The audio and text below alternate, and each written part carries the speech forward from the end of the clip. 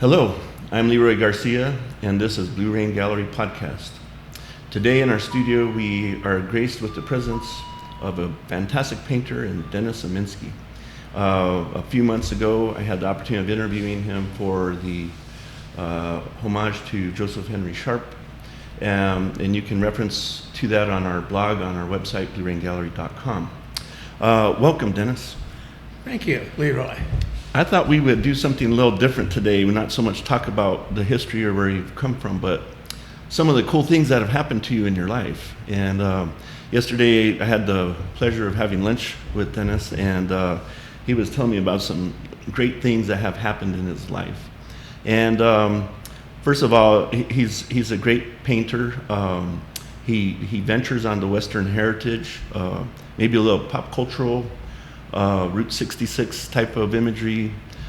He's pretty diverse, so we really enjoy your talent and love representing here at Blue Rain Gallery. Well, thank you. I appreciate it. Well, let's get into this right off the bat. What inspired you in Santa Fe this week? Well, Ann, my wife, Ann and I generally stay at Billy Shank's wonderful residence, but we decided to go back to our old times because we've been coming to Santa Fe for some time and go to La Fonda, an old Harvey hotel, Harvey Santa Fe hotel. And in there are a bunch of, you wouldn't call them posters, but paintings from the 1920s when the place was built by Gerald Cassidy.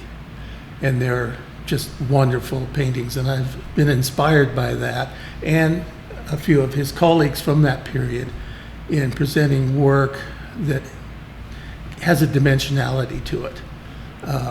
He also uses type, and from an illustration background, I resonate with that.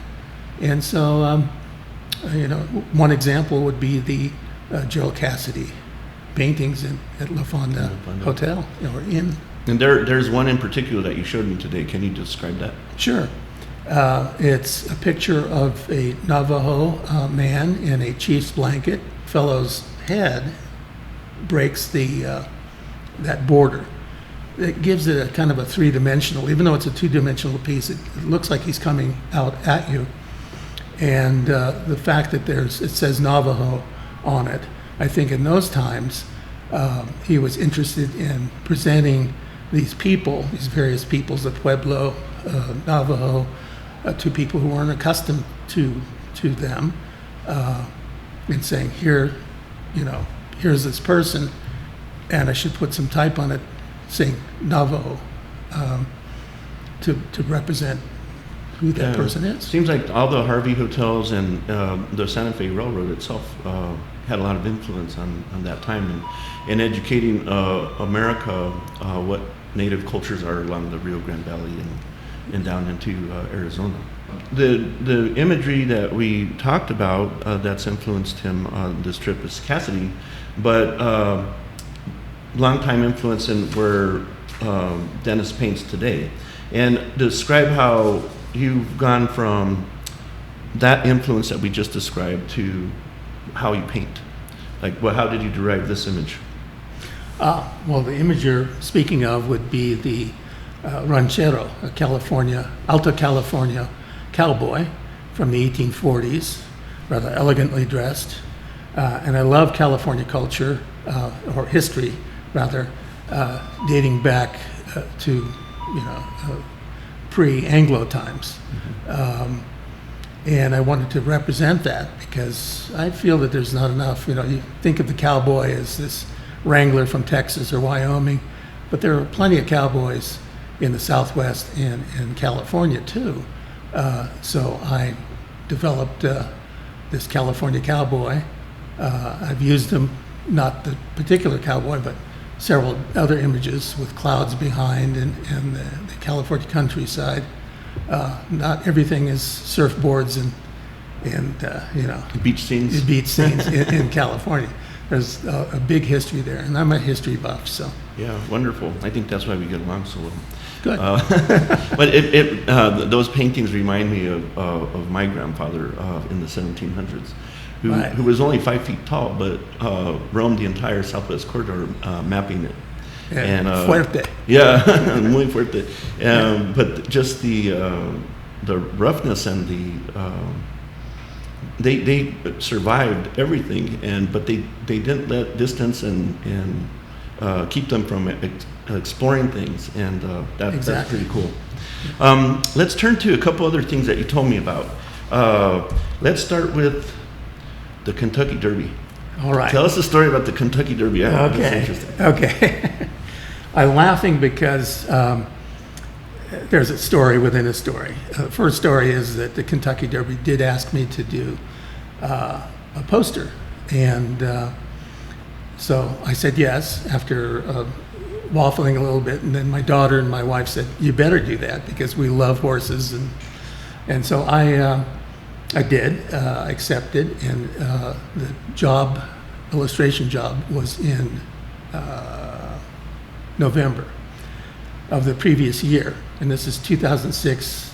Would be May 2006 is when it would be, when the race would be run on May 6th, which is my birthday. Nice. So that's the first story, and so I gladly accepted, and so I did some research, went over the whole previous examples of posters from the Kentucky Derby.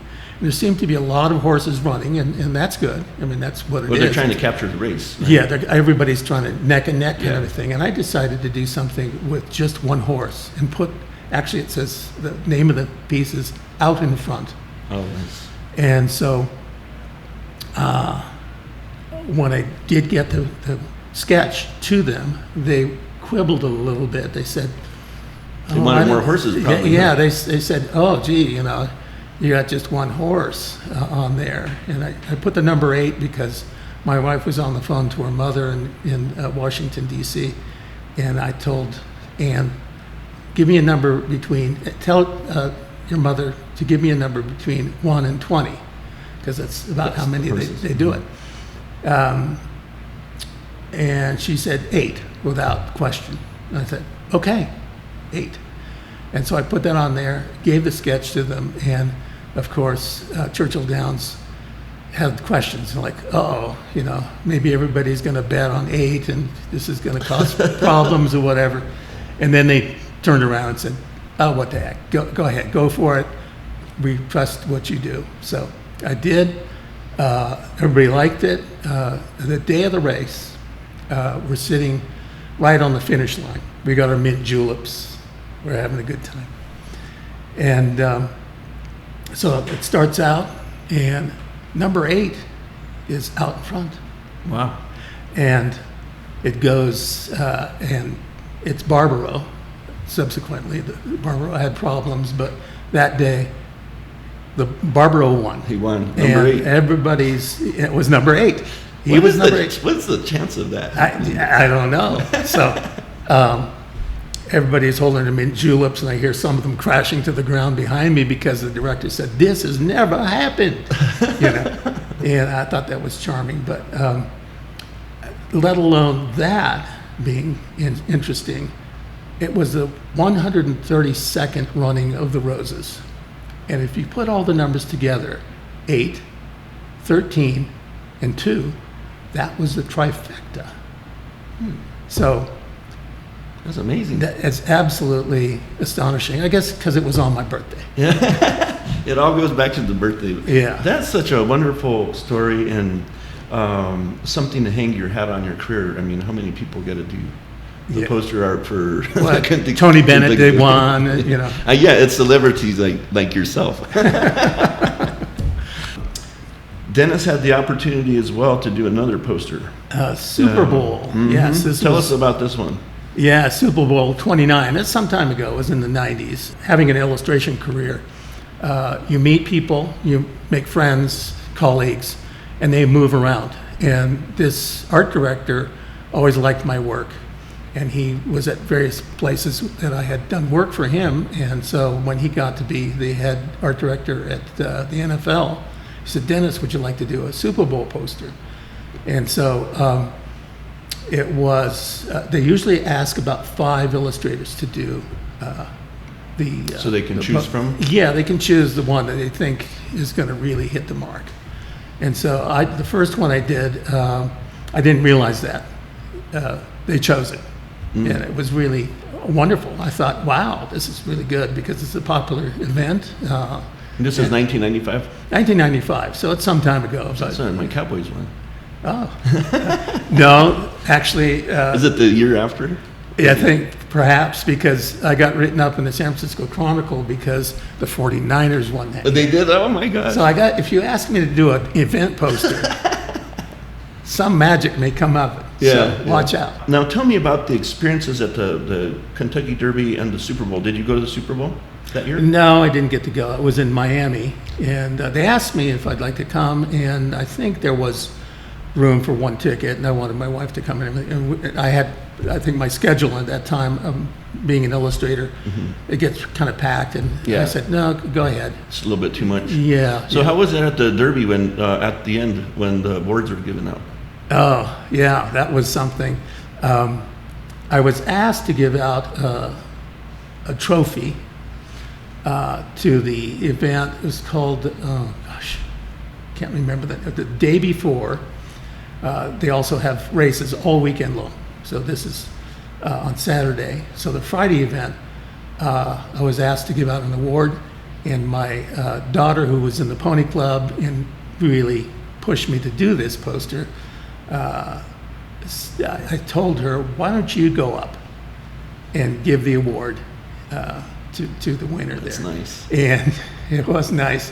She was, being a tall character anyway, she was a lot taller than the jockey, and gave it to him, kind of down like that. And she was only 14 at the time. Nice. So that was sweet. That was sweet. Well, these are wonderful experiences, and I'm glad you're sharing it with our people who watch our podcast. And I hope that everybody will develop a stronger appreciation for who you are and your contributions. I hope so too. Yeah. Thank you. Thanks for coming in, Dennis. Oh, thank you, Leroy. It's a pleasure. Thank you. I'd like to encourage everybody to subscribe to our podcast on any of the platforms from Spotify to iTunes, or you can look at it on our website, blueraingallery.com, under podcasts. Also like to encourage everybody to visit our bluerainprintshop.com, where you can bring art into your everyday life. Anyways, thanks again, Dennis. Thank you, Leroy. It's a pleasure. Nice. That wasn't so hard, huh? Hey, snap. Let's do it again. Hey,